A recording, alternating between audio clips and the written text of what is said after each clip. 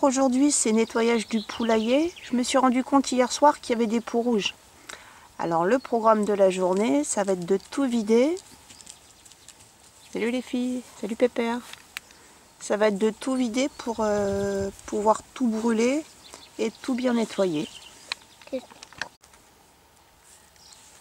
Donc ça, c'est Maxwell. On s'est rendu compte qu'il y avait quelque chose qui allait pas parce que les filles dormaient plus dans le pondoir. Elles dormaient à l'entrée du poulailler. Donc, comme c'est des animaux domestiques qu'on connaît bien maintenant, c'est là qu'on s'est dit qu'il y avait peut-être quelque chose qui allait pas trop. Donc hier soir, j'ai voulu aller déposer des petits morceaux de carton dans le poulailler pour vérifier la présence des poux rouges. Et en déposant les cartons sur les coups de minuit à peu près, je me suis rendu compte qu'effectivement il y avait des petits poux rouges qui étaient sortis. Donc c'est là que je me suis dit, bon, demain matin, je sais quoi faire. Les filles se grattent un petit peu et puis j'avais remarqué qu'elles perdaient un petit peu leurs plumes. Bon, avec le mauvais temps qu'on avait eu ces jours-ci, je m'étais dit que elles avaient cru que c'était un changement de saison et du coup c'était sûrement une mue ou quelque chose comme ça. Bon, visiblement, oui, c'était pas ça. Maxwell a été embêté avec le coryza il y a un peu moins d'un mois. On avait été chez le vétérinaire et effectivement, elle avait un peu de fièvre, elle avait un œil qui commençait à couler. Je suis pas spécialement fan, mais on était passé par des antibiotiques. Là, pendant un mois, on ne pouvait plus manger les œufs. D'ici la semaine prochaine, on va pouvoir les remanger. Donc là, avec les poux, je vais traiter le poulailler de manière bio pour pouvoir manger les œufs de toute façon. Il faut savoir que les poux rouges, si c'est pas traité, les poules font de l'anémie et ça peut aller jusqu'à la mort de l'animal. Donc c'est vraiment des toutes petites bêtes, mais c'est vraiment à prendre au sérieux. Bon, en général, à partir du moment où on a des poules, on sait qu'on sera confronté à un moment donné par les poux rouges. D'après ce que j'avais un petit peu bouquiné à droite à gauche, les poux rouges sont apportés par les oiseaux sauvages en général. Nous, c'est vrai qu'on a beaucoup d'oiseaux qui viennent manger les graines dans les mangeoires. Donc, je vais tout traiter, les mangeoires, l'abreuvoir, je vais tout nettoyer à fond.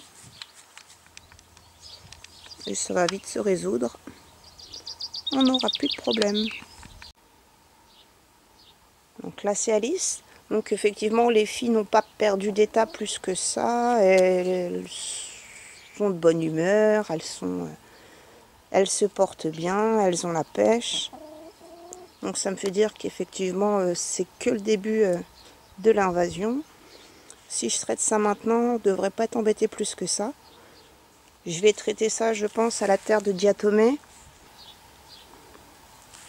Alors Marcus, t'es pris pour une poule?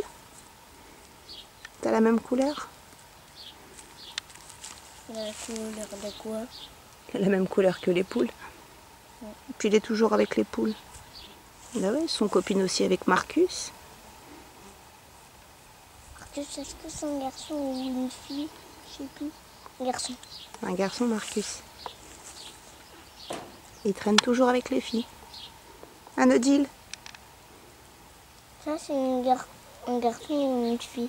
Les poules, c'est toutes des filles. Ah. Sinon, c'est des coqs. Oui.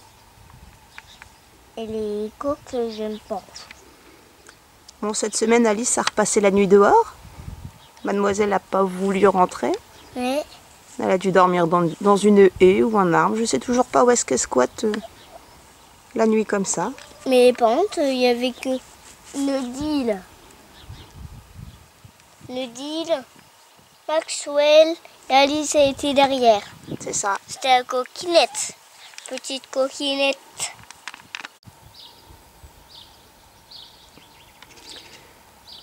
Alors on brûle tout pour être sûr que les poux n'aillent pas partout dans le jardin. Comme dit Rémi, ça fait comme un petit feu de camp.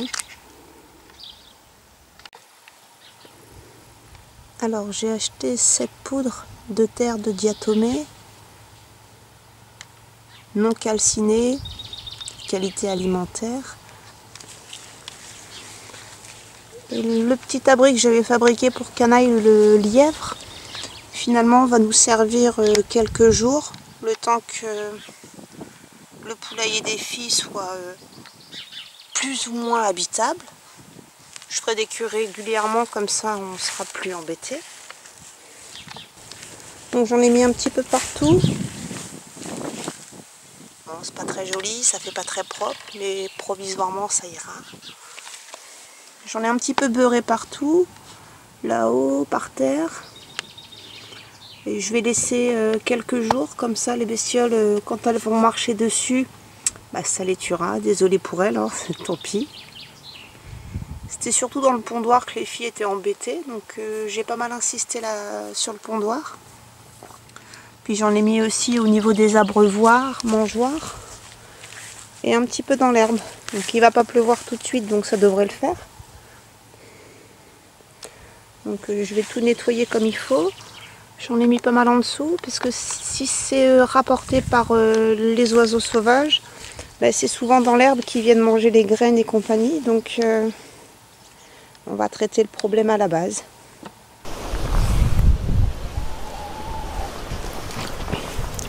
Donc voilà, le nettoyage est fait.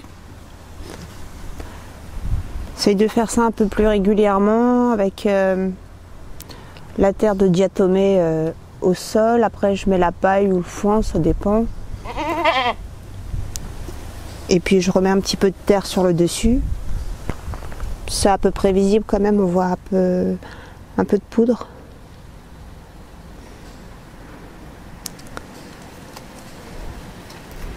Ça fait pas très joli, mais pour l'instant je préfère sécuriser un petit peu les poux. Et puis même ça évite les insectes en général, ça assainit plus ou moins. On va passer au pondoir, il y a des œufs, ça tombe bien.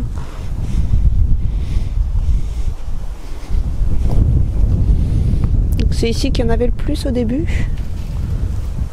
C'était surtout sur ces petits montants là. Bon, j'en ai pas revu.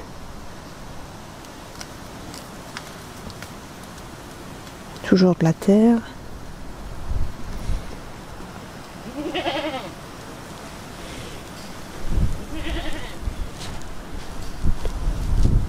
Il y en a peut-être encore un ou deux qui traînent, mais ça va le faire. Ah, les petits œufs du jour. 2 œufs par jour pour 3 poules. Ça va, c'est honnête les filles.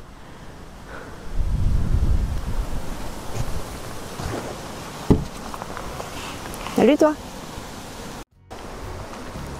Alors ma poule, ça va mieux? On est mieux sans les poux, hein.